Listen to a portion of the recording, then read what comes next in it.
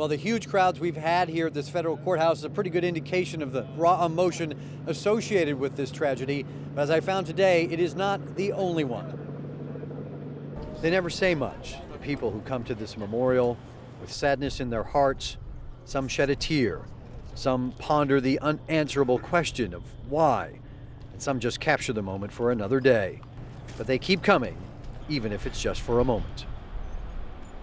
It was just so awful what happened. We wanted to show our support. Casey Bazell and her friend Molly Walter joined the hundreds who felt compelled to leave something behind. I think it's a bit of a healing process. Candles, flowers, a handwritten note.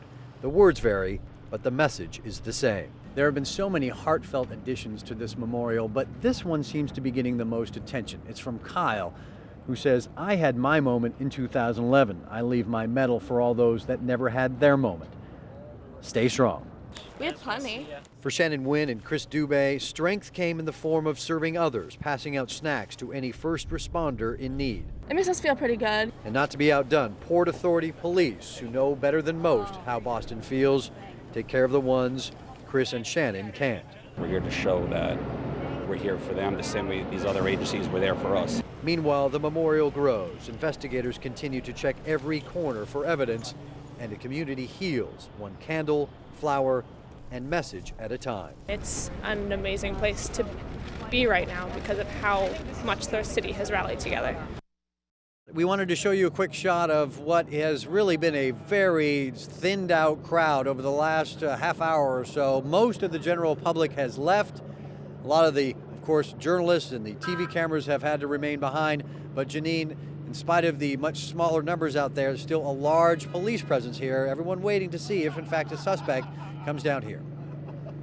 You're watching News 12. I'm Scott McGee. Well, folks, do you remember this scene? That fire scorched Blauvelt State Park in Rockland County some 20 months ago. And then there was this. This was Ulster County just 2 months ago.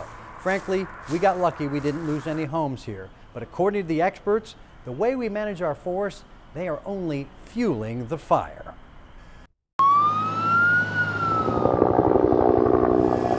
It was a scene that looked like it was right out of Hollywood. That's the one thing they got to worry about, is if this thing kicks up, if the wind kicks up, it takes off into the canopy of the trees. But this forest fire wasn't burning in some far-off corner of the Southwest. It was racing across Clousland Mountain in Rockland County.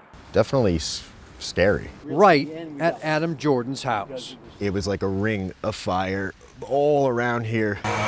He could only pull out his iPhone and hope. You know, you couldn't sleep, and of course, my family living here is going crazy. They wanted to just like leave. According to the Rockland County Sheriff, the fire started at a popular hangout spot for teenagers with a campfire at a place called Tappan Zee Rock. Now, it scorched about 400 acres of Blauvelt State Park and threatened a lot of homes. But it was pushed by cooler November winds, so it stayed low, never reaching the canopy of the trees. And now, 18 months later, you look at it, you'd never know it happened. But on the ground, and ecologically speaking, it doesn't look like it did any damage. It wasn't an unusually intense fire. Gabe Chapin is a forest ecologist for the Nature Conservancy. It's his job to monitor fire risk of state forests.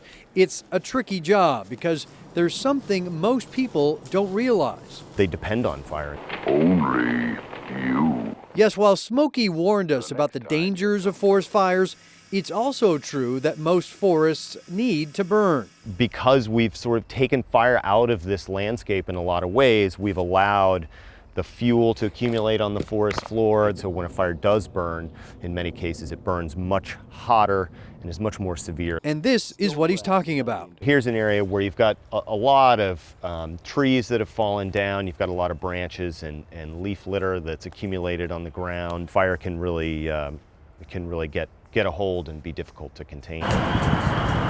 That's exactly what happened in Ulster County back in May. A stubborn wildfire scorched more than 2,000 acres of the Shawangum Ridge State Forest, threatening dozens of homes.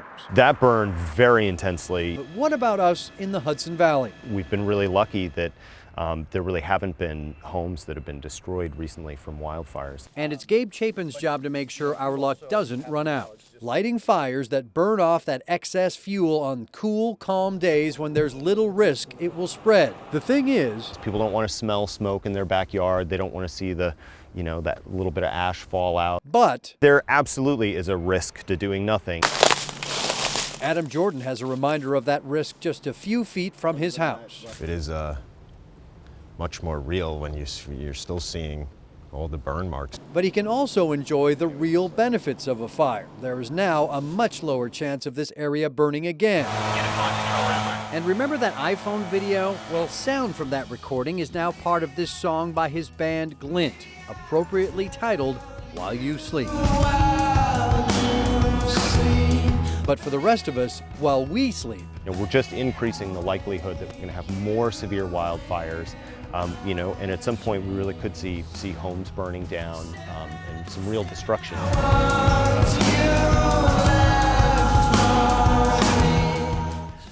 Well, while forest ecologists say a devastating wildfire is pretty unlikely right now, a lack of rain this summer already has the Hudson Valley listed as abnormally dry. You just never know what's going to happen.